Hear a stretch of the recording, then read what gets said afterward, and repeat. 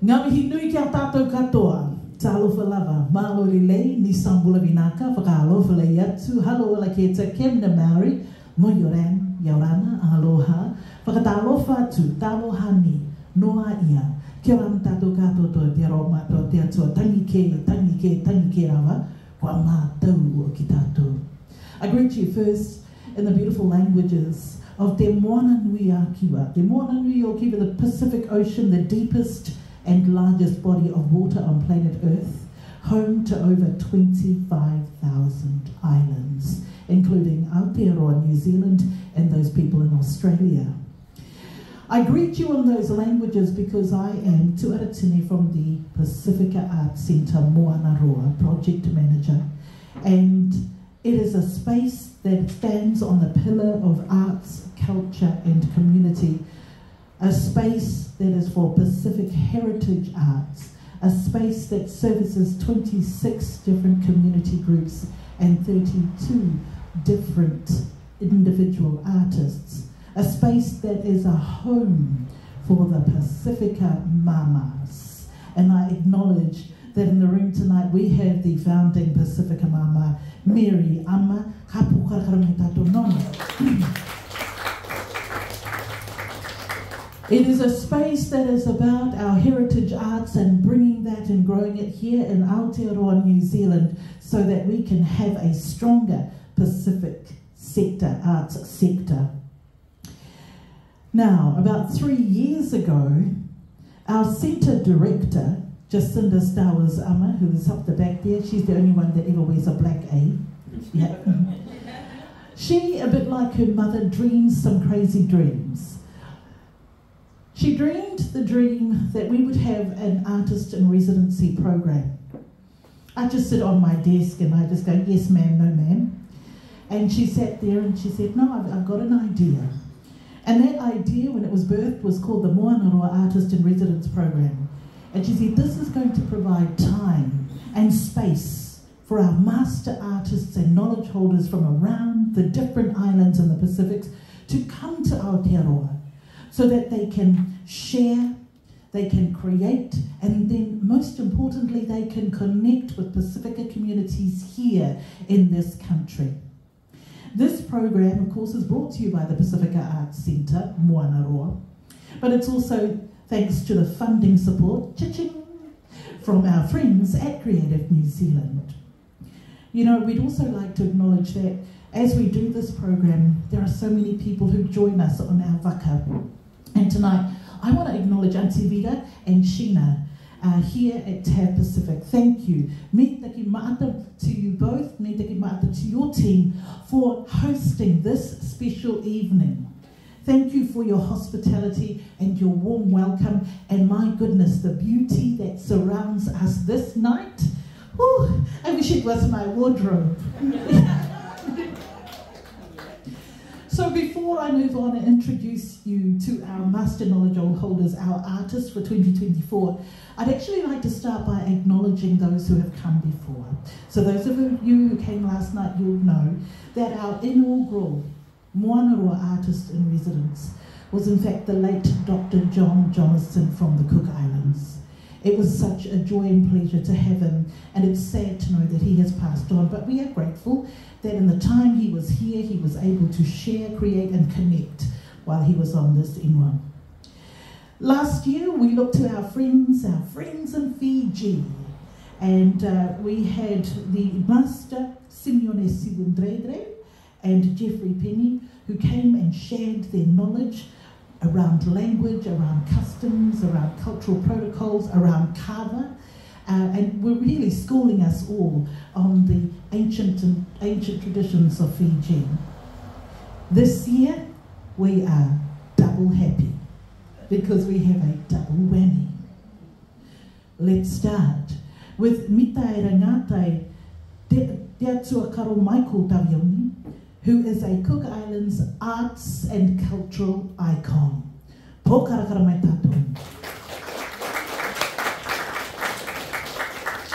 Now he's what's known as a taunga tutara. This is an honour that is bestowed by the Cook Islands government and the House of Ariki.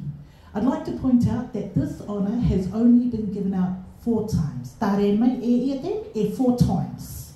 Okay, so there are only 3 other people who have received this honour. He has a career that spans over 50 years. He's a master artist and knowledge holder. He's renowned for his skills as a master carver, as a painter, as a poet, a tattooist, a composer, an orator, and writer. And I have to say, I don't think that list is complete, because in only a day and a half of sitting and sharing space and time with him, I find that actually there's so much more that he has done over his 50-plus years in his career. His role in the Pacific arts sector is widely recognised in Aotearoa and across the whole world. He's the recipient of numerous awards, including the 2022 Queen's Birthday Honours, when he was given the BME, British Empire Medal, for services to arts and community. We are so honoured to have him join us as one of our Moanarua Artists in Residence for 2024.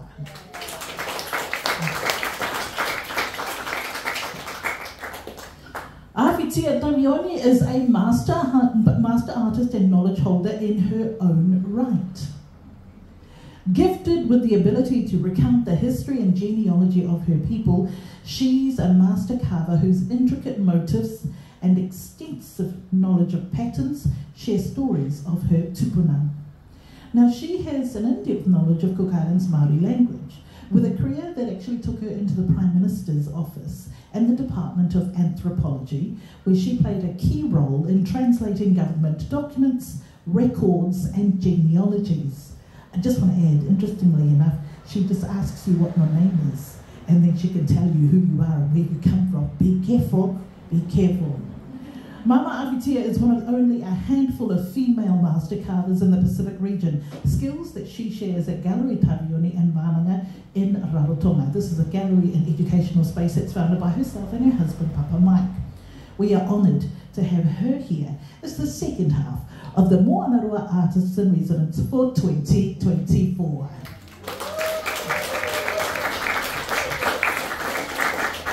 For a moment, I'd also like to acknowledge Gina, who has joined us on this journey. Gina will tell you all about her trust that she's set up, and of course working in collaboration with Papa Mike and Mama Awhitia. Tonight, I am the Akatere Amotea program. So if our waka goes a little bit crazy, we'll do a kotomanga crazy raya here. For those of you who, if you need that translated in English, don't worry about it. Tonight, we're here to hear the Tav story. A bit of a Tav story, according to Papa Mike. And we're going to look a little deeper, or hear a little bit more about the patterns and symbols and motifs of the Cook Islands, as depicted in both his and Mama Awhitia's works, and by the way, also found in his book that is on sale tonight for just $150. Here he'll be doing some book signs, but we'll get to that a little later on. So tonight, what we're going to do is we're going to hear from Papa Mike. He's going to talk about his connection to Tav, the label, Tav, the clothing range.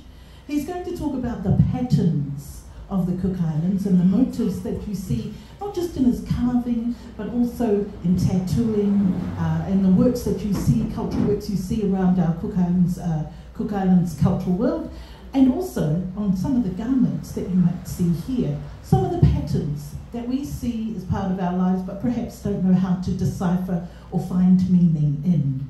And then we will open up the floor for 1 or 2 questions. How many was that? 1 or 2. So I will, no, 3. So I'll ask Papa Mike a couple of questions, and then we'll open the floor for 1 or 2 questions, and then after that we'll call the evening over. And that'll be an opportunity for Mama and Papa to do a bit of mix and mingling, for us to break bread together and share some space in this beautiful space. So is everyone happy with that program? Yes. Too bad if you're not, okay? Ladies and gentlemen, to give us a brief history of his connection to the Tav Pacific, Tav story, please help me to welcome to the front here, Papa Mike Tavioni.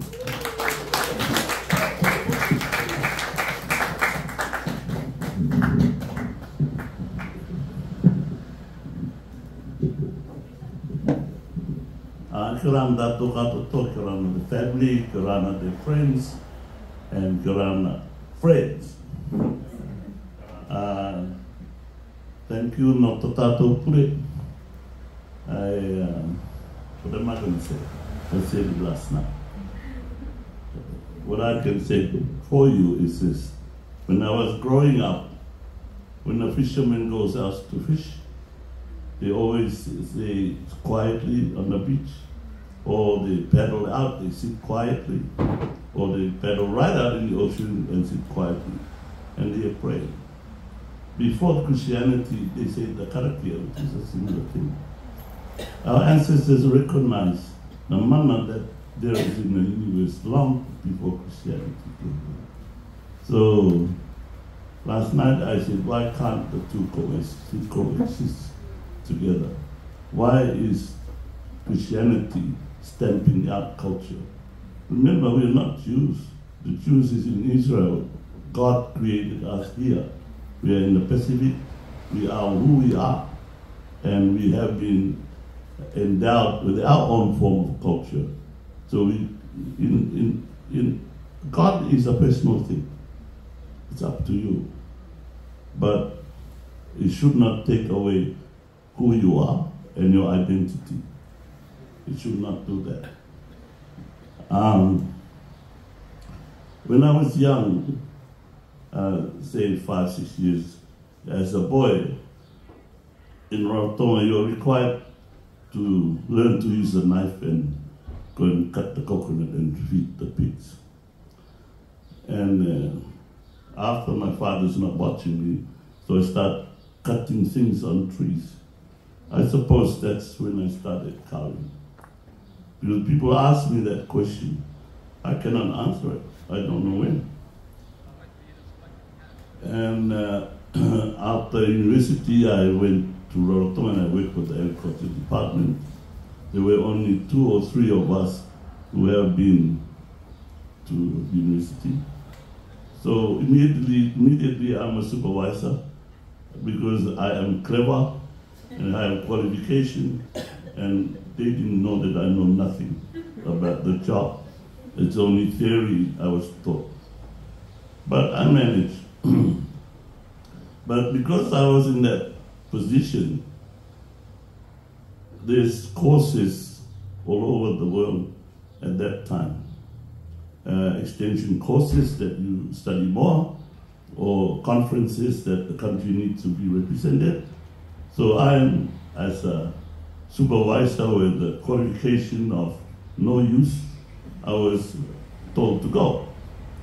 But at some of these places, I see Hawaiians, men and Tahitian men with distinct shirts with their own designs. So I come back and I used a marking ink. It's a black bottle. And I started painting my own shirts. And then later, I formed a motorbike gang. And I got my sister Nana to sew us something like a jacket. And I draw on it, what was her name? Yeah, I forgot. We were taken to court for making noises on the road. I'm not to court, to report to the police. Anyway, I started to become curious, and I taught myself to tie-dyeing. After I was playing with ink, marking ink, and my sister was my partner in crime. And Nana, if I want a shirt done, he will sew it, and I will try and put these designs on it to make it look like the Tahitians. And I think it grew from there. And then I used fern leaves, breadfruit leaves, and put paint on and then printed fabric. And I started selling them. And then I taught myself to do screen printing, and I mastered that. And then I started thinking, how about covering the whole sheet of fabric with paint? So I started picking up pieces of plywood or I remember a piece of rubber I found on the beach, and I carved it and I started printing on the whole fabric. And it took so long, so I started to carve a plywood. And that's the beginning.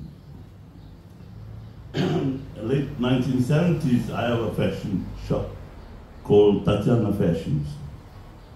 I had one at the Victory Theatre, I had one a mobile one opposite the police department, and I had one at Naikura House at the Motor Center.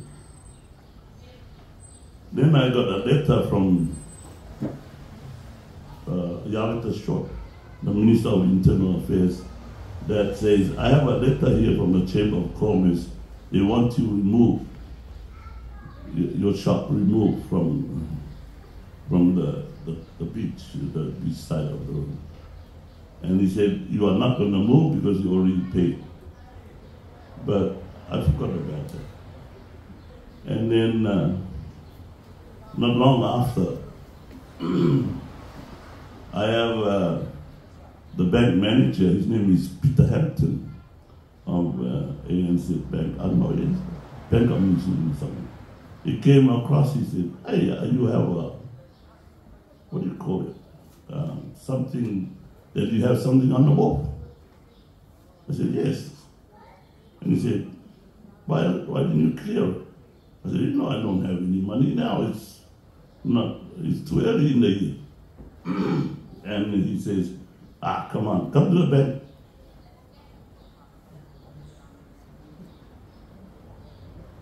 So I went to the bank and he said, sign here. And I signed. They call it debenture. When you hear that word, don't sign. 2 months after, he came to me and said, I want my money now. And I said, Peter, I don't have the money. All right, there's John Tierney outside and somebody else and 2 policemen. They took over my shop and sold everything. Those 3 shops. My truck was sold for $200. The 5 industrial sewing machines I had was sold for $100 each. And all the buckets of paints I have worth about $4,000 was sold for $100, the whole lot. So the aim was to make sure I don't get any money back. In the end of the process, I still owe a lot of money. Our assets were worth about $150,000, and I can't even pay out of that $7,000. They didn't even get that much. Anyway, before that, my niece Elena was working for me, and Annie Bonser was working for me for some time. And I used to paint for Annie Bonser. And my many other nieces worked for me. But Elena went to New Zealand, went to Australia and studied clothing designing. I think I remember correctly, she came back and started a shoe shop. And it didn't work out.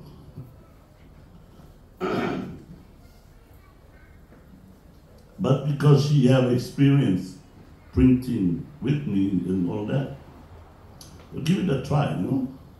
So I carved the boats for her, and that's how she started. And then all those years, I did the designs for her. And last few years, my younger brother is someone doing it for her because I no longer have the passion to compose good designs on boats. My brother still have the passion, so he's better than me. And I said, your clothes are too expensive. He said, you don't know what you're saying.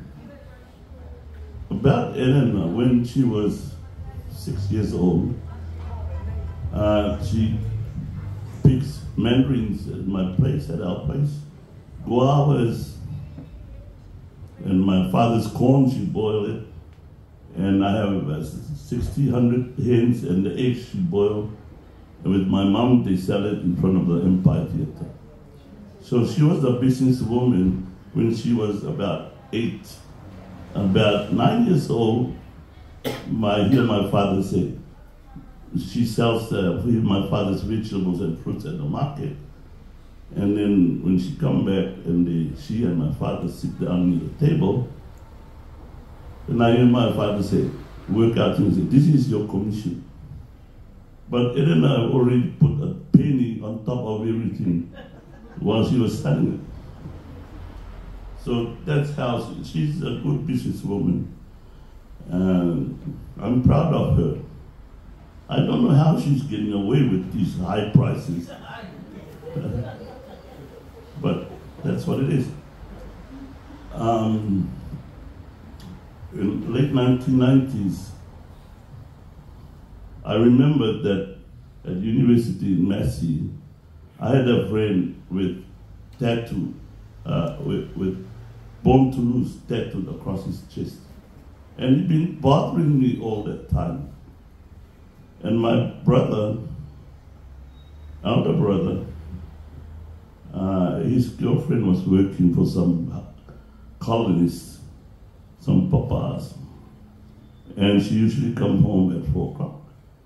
But this time it was 8, going to 9, and she was still working with these foreigners. So he went around the back door of the kitchen, grabbed her, put her on his shoulder, and took her home. He ended up in jail for 6 months for doing that. But when he came out, he had a tattoo on his thighs. And he was tattooing his friends, ugly things. But I learned the process. I did not tattoo, I learned the process of tattooing. In the 1970s, I remembered that guy with Born to Lose. So with Ben Nichols, we got together and said, look, let's do something better than this. Let's get our young people put nice things on themselves, meaningful things, things that they can be proud of. So we started, and when he left for Australia, I continued. And in the end, while I was tattooing, T. Pickapaw his grandmother is my mom's sister. He's from Hastings around back there. He said, Uncle, I want to join you in tattoo. I said, why not? And she said, but I'm affiliated to the mongrel mob. I said, you don't tattoo dogs, you tattoo cocaine designs. And he did. And then other people joined me. John, Boy, Nicholas, and other people. When there was many, as the number of tattoo artists grew, I never wanted to marry the art of tattooing, so I gave my instruments to James Money, who is one of my apprentices. He's now in Melbourne, and he tattooed when he feels like it. But at this point, he's a master artist in his own right. He's not an apprentice anymore. The other boy I trained since 12 years old, both of them were 12 when I started, is David Marori. He's here somewhere in Auckland. So David is slow and meticulous. James is reckless like me. So I dropped tattooing, and then I took a degree course with Auckland University of Technology, and then after that, they said, how about masters? I said, yeah, I'll do that too. So I did a master's degree, and originally I call it Taura Tour. Taura Tour means, it refers to a deified ancestor. Taura is rope or cord, and it means cord of union to the divine. So a Taura Tour is just a deified ancestor, equivalent to saints in the in the Christian religion. And our Pa'atua, which is Tangarotan, is equivalent to the archangels, and in Iomitokore is equivalent to the singular God. So we have that, our ancestors have that belief long before, and it is so similar to Christianity. So stop trying to stamp out our culture. Live in harmony, both the one with the other. Because you are Māori, there's no bullshit about it. So, in the process of doing my master's degree, I dedicated one chapter to designs. So my book is one chapter of my thesis.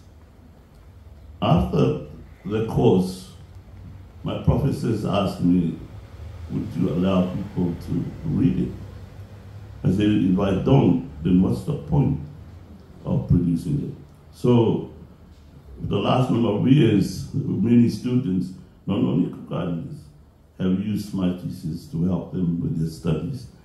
I know because they send me messages, they even wrote poetry about me. Some good, some not good. They tried to make good, but it's not poetic.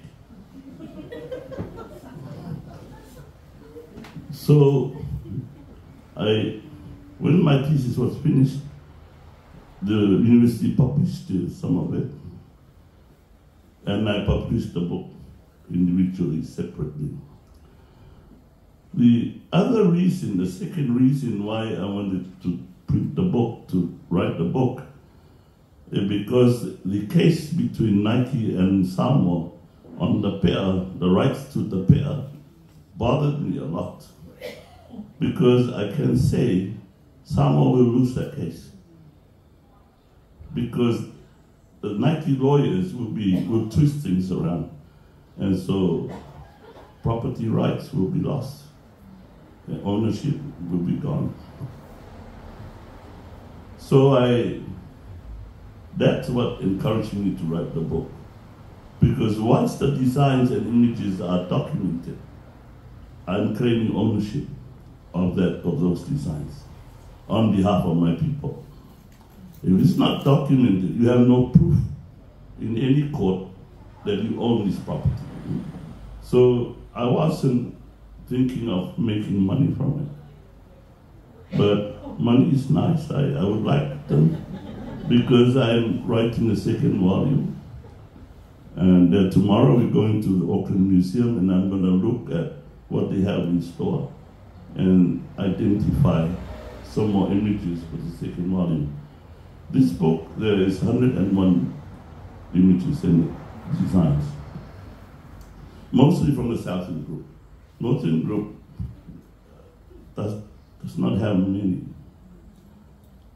And in Naputuru, the destruction of our artifact was so bad that not many, they have some images, but again, not as much as Mangaya or Atutaki. So you will find the book features a lot more designs from Atutaki, Mangaya, and Roto. So those are the reasons why I wrote the book. I got a master's degree, I don't even know what they call it. You have a master's in fine arts. Pretty flash. But they have a subject to it. They put the name of the subject. So that's the history of the book. Outside one of the tag, it said, oh, I'm looking at your book. I said, I'm writing another book.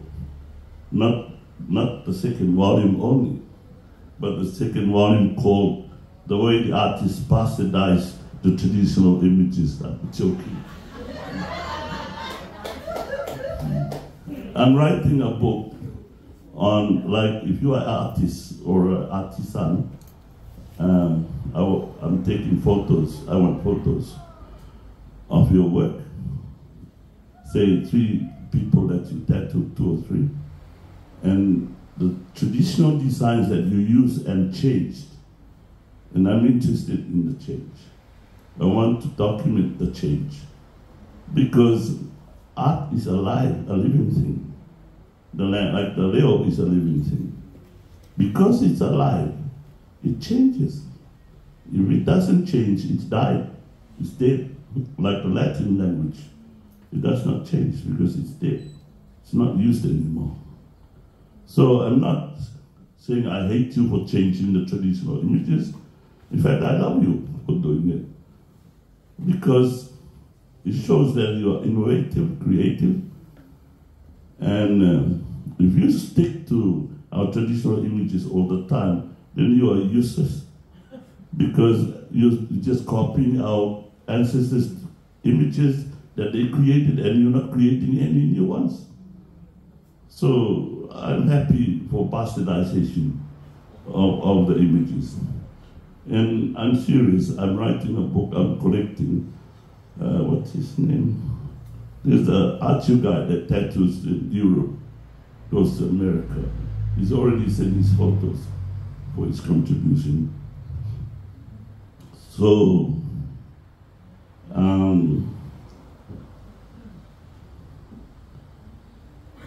don't know what else to say. But apart from this book, I also published recently another book about Easter Island, about a group of 5 men, and then proceeded to contradict the anthropologists and scientists that did investigation in Rapa Nui, and I put evidence that into the book to show that they were liars and they don't know nothing about Polynesian culture, and there were proof and evidence that they didn't know what they were saying. So that's the other book here, but tonight I think it's mainly for images and designs. Thank you. Thank you very much for coming. So we've taken on a little bit of a historical journey, even hearing some of the scandalous times of his youth.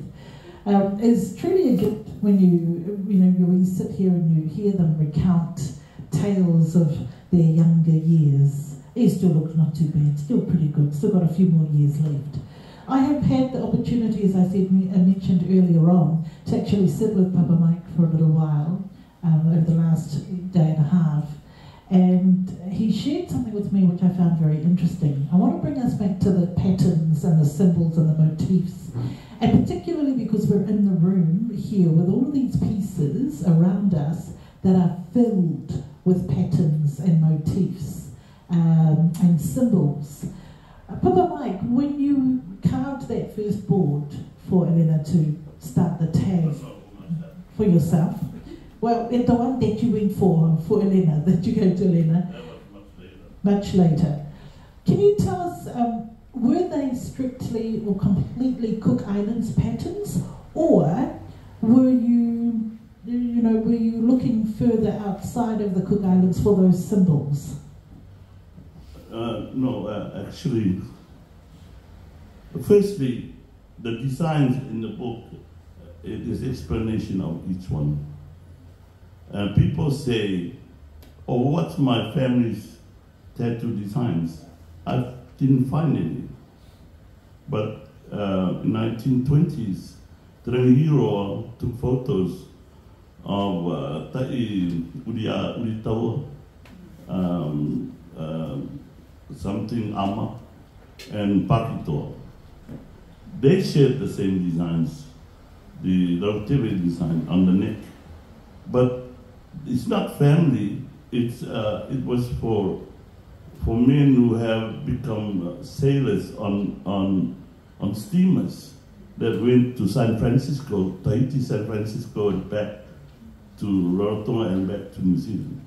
That's what those designs. It's not family, but the families think it's theirs. But this is why I want to explain. Some designs, like for example, the Maroitiki. One of the old men, Uka, 210 years, when Mama was working at anthropology, he was there. So I witnessed him creating the design that he called Momorima. But just because the hands join. But some of the names are lost, some are still there. Some are misinterpreted, some are changed. But to establish it as the property of our people, the name don't matter. As long as it's Cook Island name, we're claiming ownership, that's the point. So when I was making designs because of our boutique, I jumped. I said the boutique the business went bankrupt before I went back to it. But when we were doing it, I was making just Cook Island designs. And then when Tav started off, Elena says, hey, I have salmon customers. I have Hawaiian customers, I have Tahitian customers. So I started incorporating Tahitian designs, Hawaiian designs, salmon designs, Marquez designs. Then in Rarotonga it's called Tav. Over here it's called Tav Pacific, because you'll notice a lot of these things have Tahitian designs, or Marquez, or Hawaiian, or salmon, or even Fijian.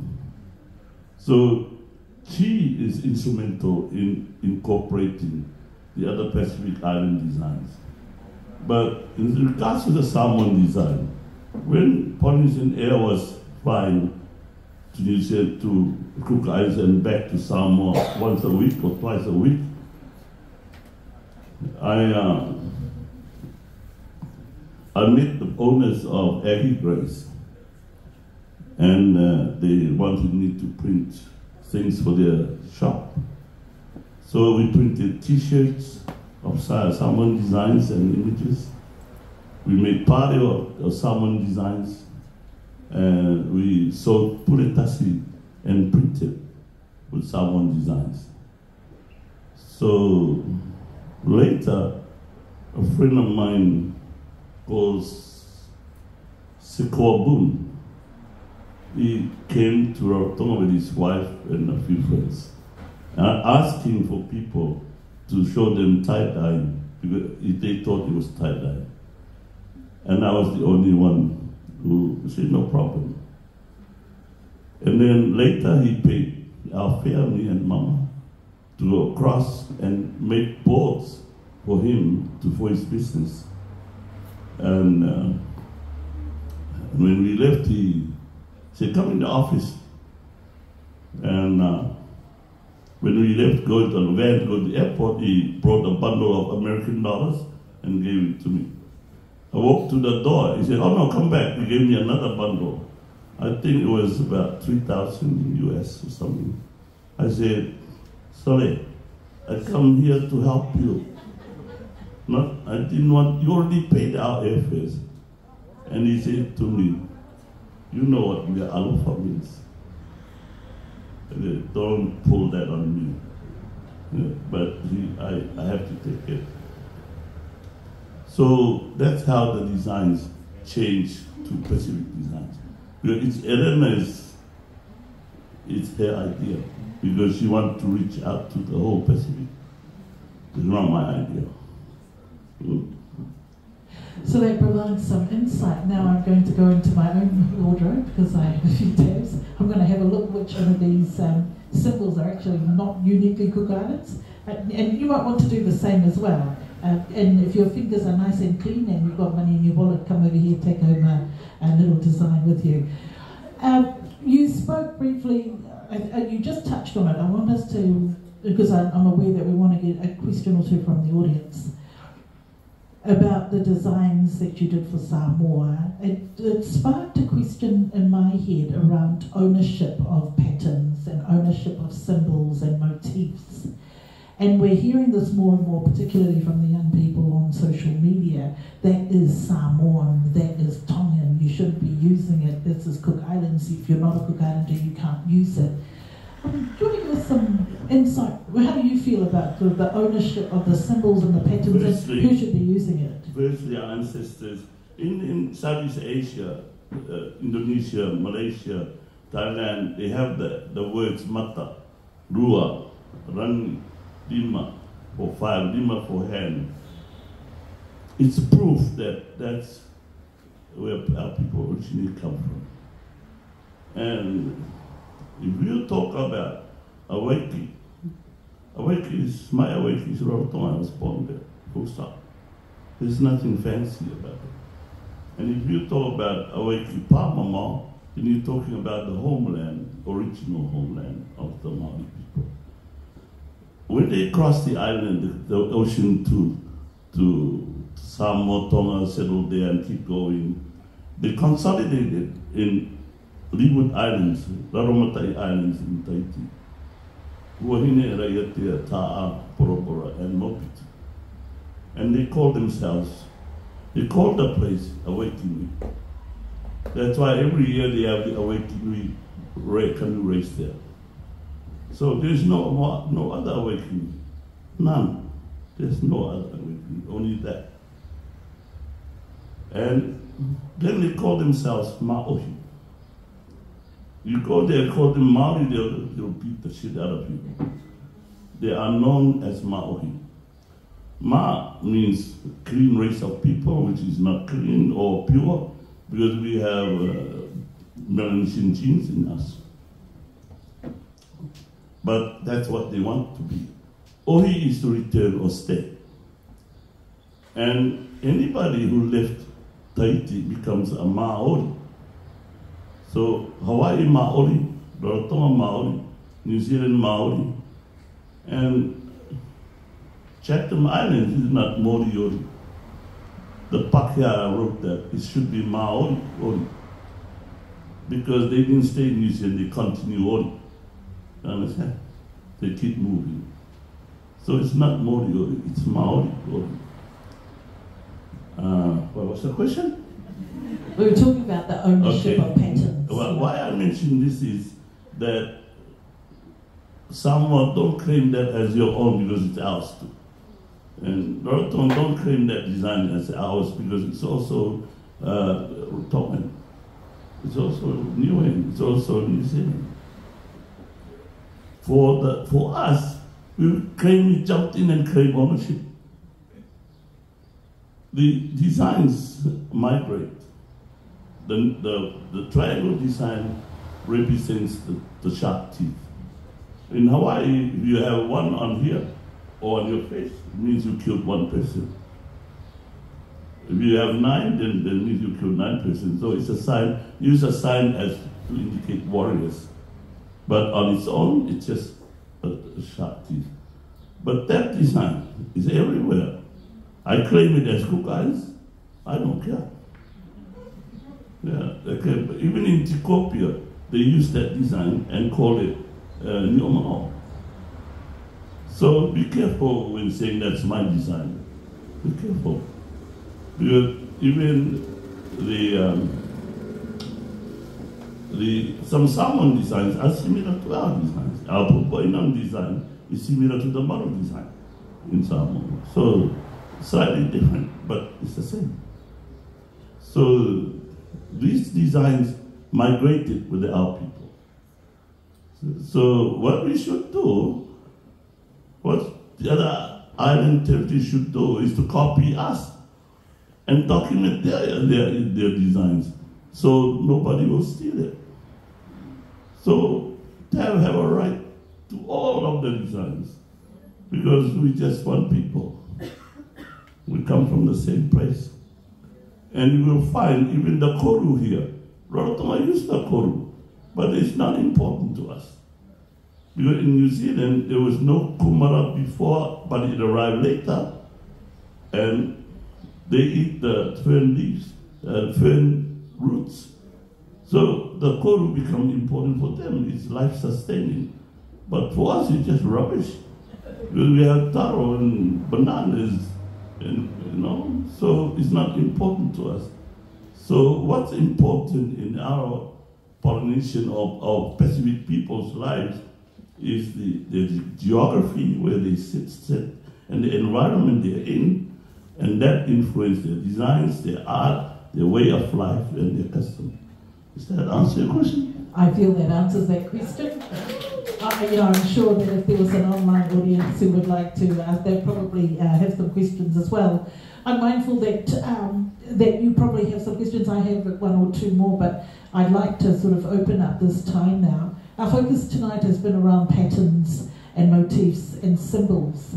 I have a question, but if anyone else would like to jump in at this point, I'm happy to take you to the floor or bring you a microphone. Not yet? Still warming up. So the book that we have here tonight is on sale, by the way, and Papa will do a book signing. Okay, so it's called Motifs of Nukutere, and to explain last night, this is his provisional term for the Cook Islands. You can have a chat more to him when you buy the book. He'll tell you why he calls the Cook Islands Nukutere. I'm not going to sit here and explain it to you. In here, the patterns and motifs, as he said, as he claimed, for the Cook Islands. I looked at the book, and I have sort of over a period of time looked at the book, and I'm thinking, a great resource. But is it something that a novice like me can look at and then go and start deciphering people's tattoos and start deciphering the... could I use this as a reference book in that respect? You're going to answer me? I'll bring the microphone. No? Okay. The tattoo artists have, say, one band is now up to over $400. And depending which tattoo artist. The tourists buy thousands of t-shirts from the Cook Islands, and these designs are on there. And people buy a lot of party with these designs. And a lot of people are trying to copy that. There's a number of them copying that. They buy the dress, they take it home, and copy the design and the fashion. That is inevitable. That has to happen. It happens. But I don't think that will be defeated, because it's established itself and it's proven itself. So, so these designs, you know what, I got carried away. What was your question? Could I use this book as a resource and start deciphering? Well, that's why I started talking like this. Now, if we take tattoo artists, what do they make a year, each one? What is the total value of all the tattoos done in a year by Cook Island tattoo artists? What is the total value? 1 million? 2 million? How much is made by all the t-shirt printers? How much money? They're selling a t-shirt for $50. How much money are they making by using these designs? How much money is they making, but don't answer that question. So you see, yes. Yeah, that's what it's for. That's what it's for. Thank you, Papa Mike. You know, I'm mindful we haven't heard the beautiful tones of Mama, so before I go to the floor, Mama has been working on carving today, and she said, you know, she's quite happy to let Papa do the talking tonight. But Mama, can I ask you a question before we go to the floor? When you're creating your work, when you are carving, are you thinking of the story before you do the design, or do you just carve and then the story comes to you afterwards? The patterns that you use on your work are so beautiful. Are you thinking of the story or the patterns that you will use before you start carving? Or is it afterwards that you think, okay, I've done it, now this is what it means?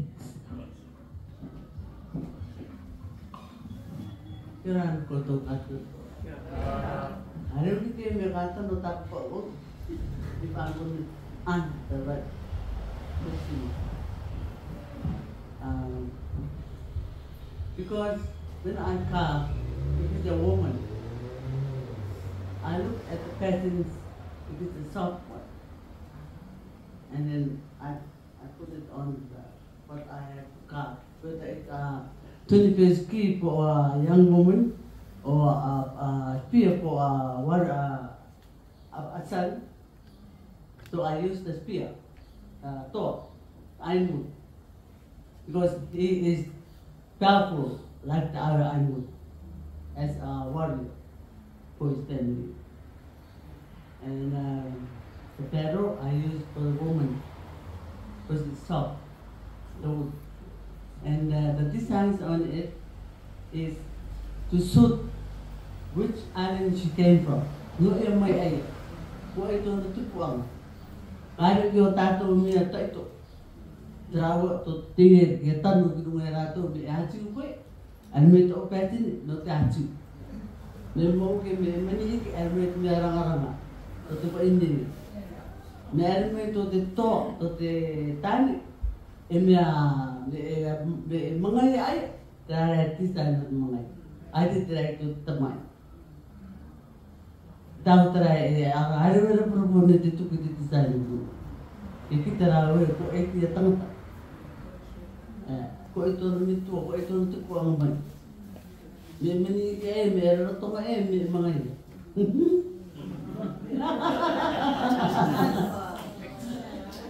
Terawih.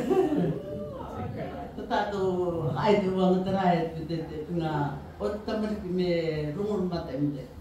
Tapi tera inangaro te mitua tan tan tera to kai me ni me ya tera ti tani me tera o ye tera me to ngau tera to mitua ngai mitua tera to anu me ya.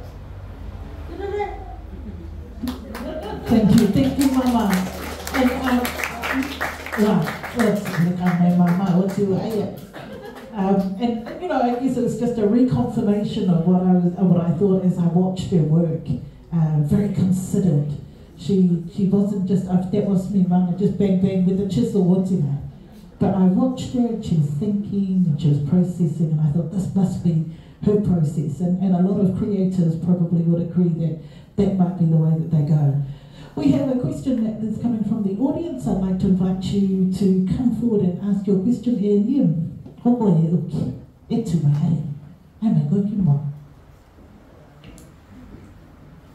I'm going to wait to Liam. Kia ora toto katoa. Kia ora katoa karo. Kuro ko mama. Ko leo kuku te. Mata duia. But te uianga. No papa mai no te mea. So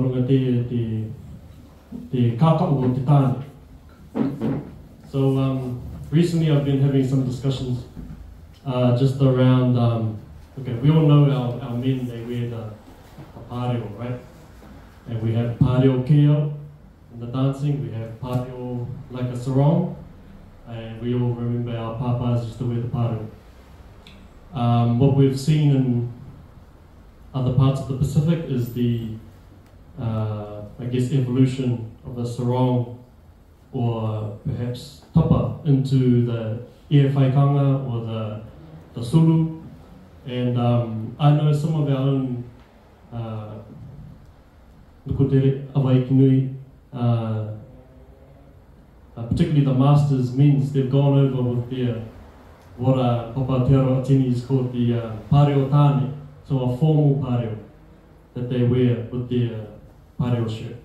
So, you know, I think there was a development where someone created a little belt and buckle, but I don't see the something like a suru, iewhaikanga, pareo tane is something that is foreign to our culture, but I have been challenged on that. So, ia o tō mana ko papa no runga. Well, you gotta be honest with yourself. When before Christianity came, we only have tapa to wear, you know. And I remember my grandfather.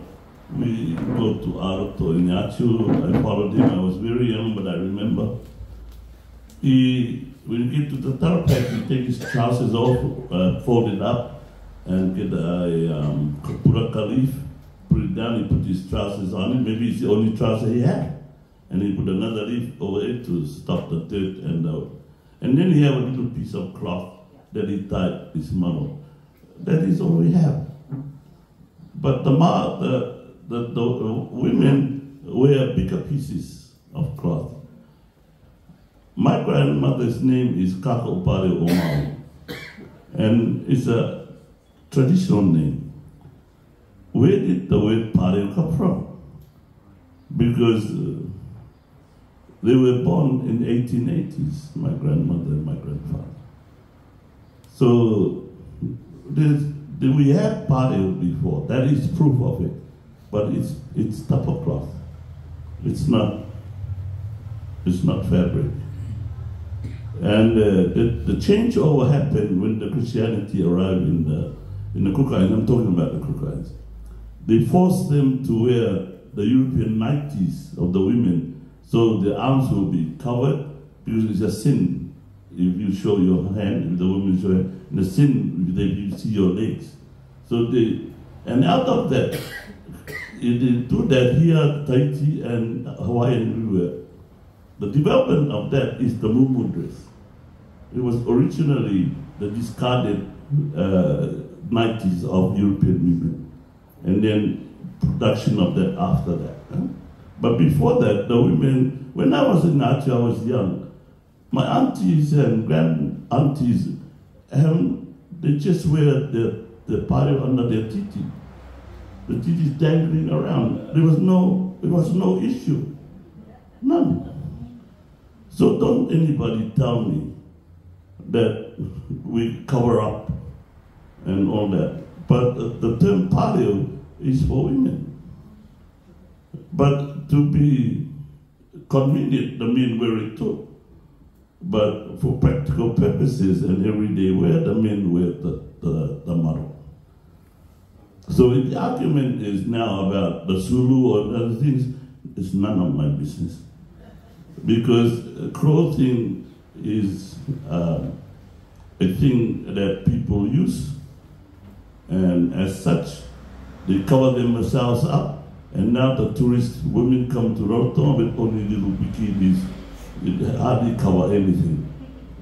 So the issue of clothing is a fantastic issue. It's a funny issue. Don't waste your time on it. Thank you very much, Liam, and thank you, Papa Mike, for the answer to that question. Animal Liam, where you were in the challenge with just as Papa Mike said. Yeah.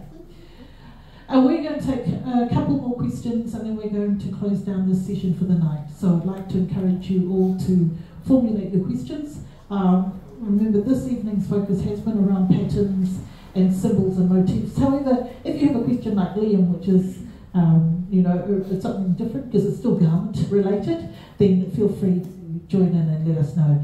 Is that a hand or are you just wiping your nose?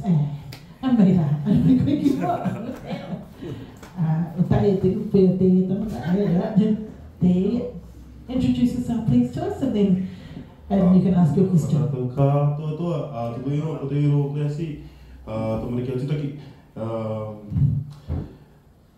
I have a couple of questions. Tukutamari mga Maori, mga tradiarato, learning in some of the reo of Maori, as well as some of the stories. To a certain extent, I know that we have our own version of a pūhoro. I've been told, yes, we have, but I guess I just want to get your confirmation on that as well, and what has happened to it.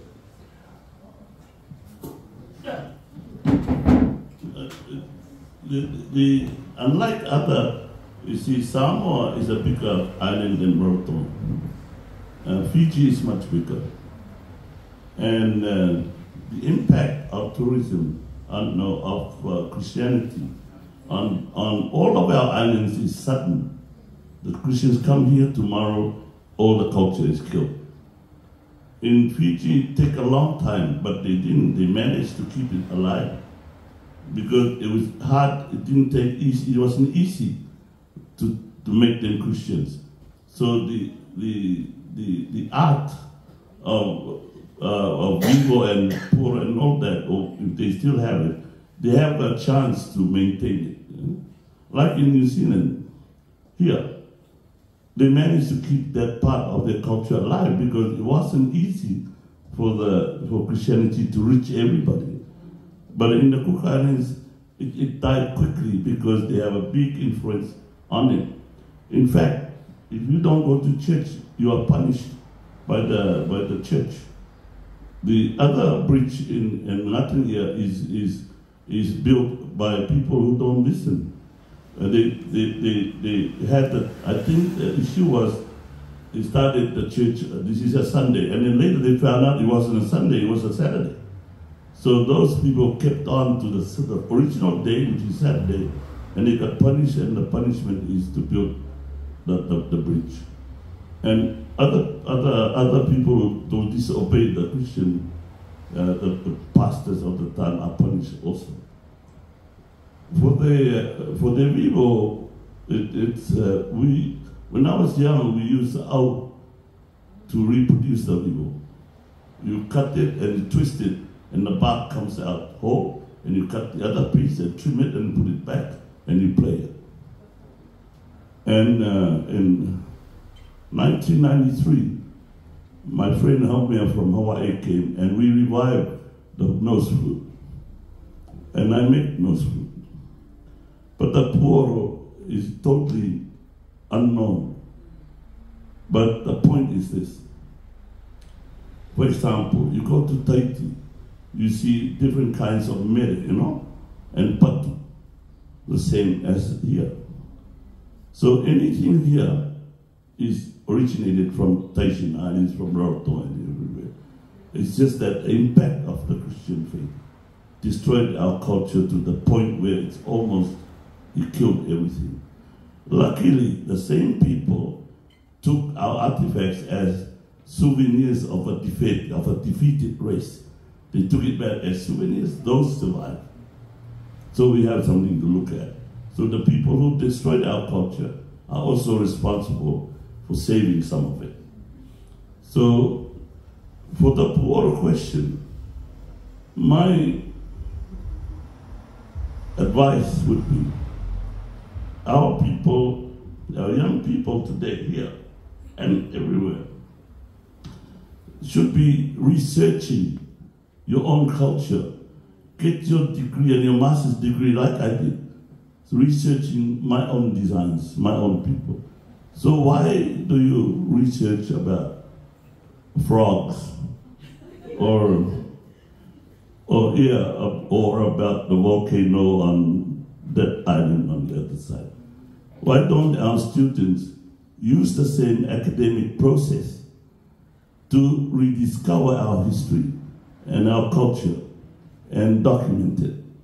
But all of our people now, our students are being trained to be servants for other people, accountant for other people, factory workers for other people.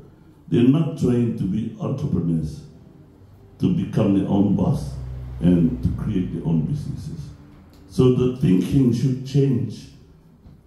We, the mentors, should change that line of thinking.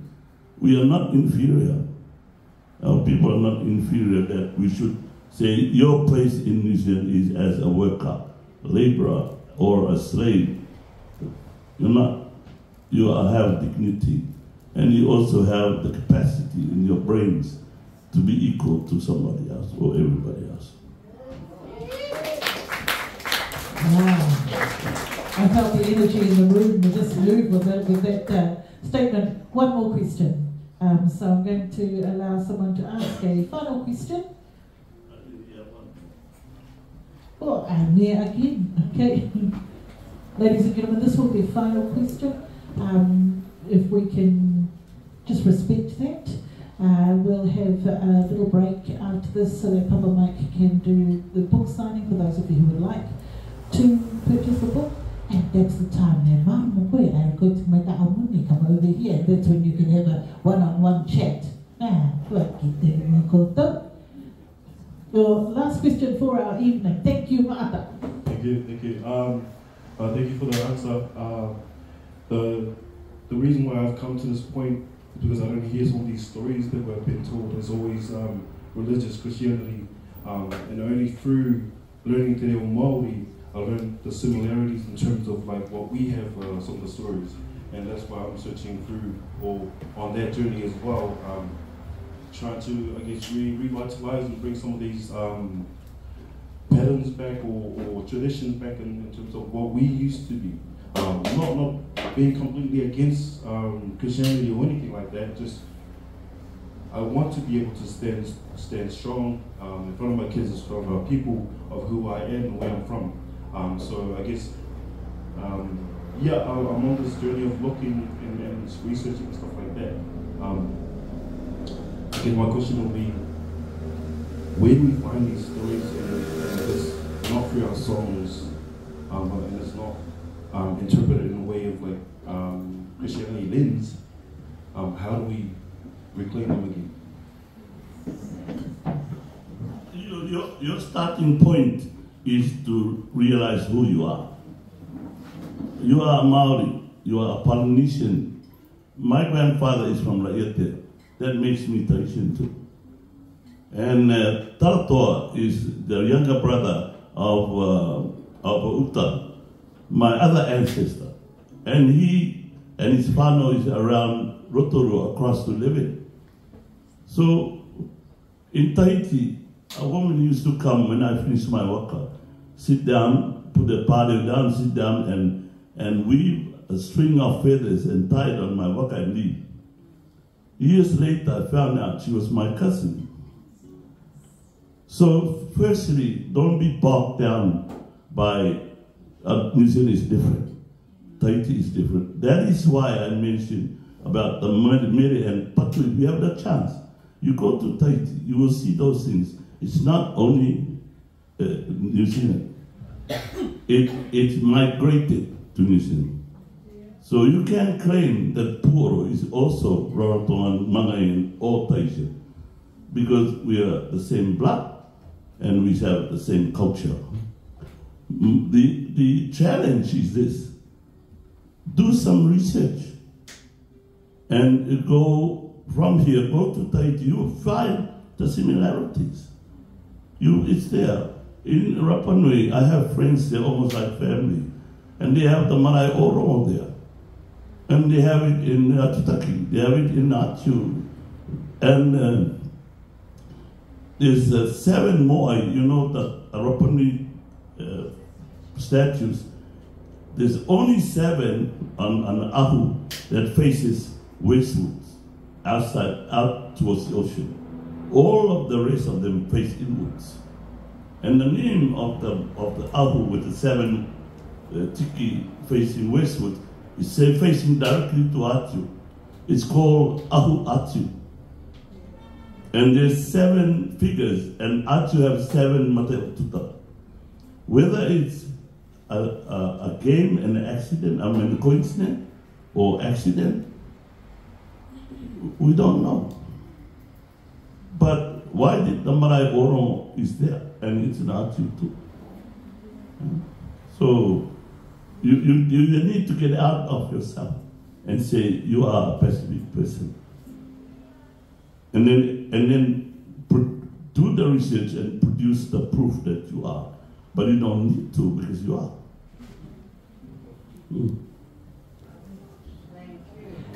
There are always gems of wisdom that come out of these kōrero, these talanoa sessions that we have, and it's so beautiful for me personally to be able to hear the gems of wisdom that come to us via the ipukaria, via the kukarans. It is an honour to have you both here tonight. It is an honour, I think, for all of us in this space to hear you speak, to hear your insight, to hear your vision. And I'm sure that there are some in this space who don't agree or might challenge or might have their own ideas, because what you've sparked is an opportunity for us to open our own minds and look at things, you know, through different lenses. So, me te rimata ki a kōrua, mamai papa. Thank you so much for your energy this evening. You want to say one more thing? And then they start up again. So Papa will have one more word, and then what I'll do is I will do our final little thank yous and say our grace. And during that period of katikati, my daughter asked me, does that mean snack? And I guess it's a dialect. Katikati, after that little time of katikati, for those of you who'd like to come and do get your books signed, Papa will be here for the book signing. Okay, one more thing he says. Well, she's trying to get you to buy a book. Well, I tell you, I insist, if you have a book, you buy another one. Because I'm in the process.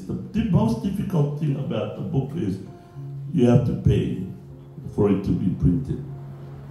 The first time this book was printed, I was promised $10,000 from the Ministry of Culture. After I printed 5, they withdrew the money. So we have been depending on myself to pay for the printing of the books. If you buy a book, you're not making me rich. You're helping me print the next one and do the next one. And plus the bastardization book. So don't feel that you give me any money. I think I'm already rich. I have a good wife, that's enough for me.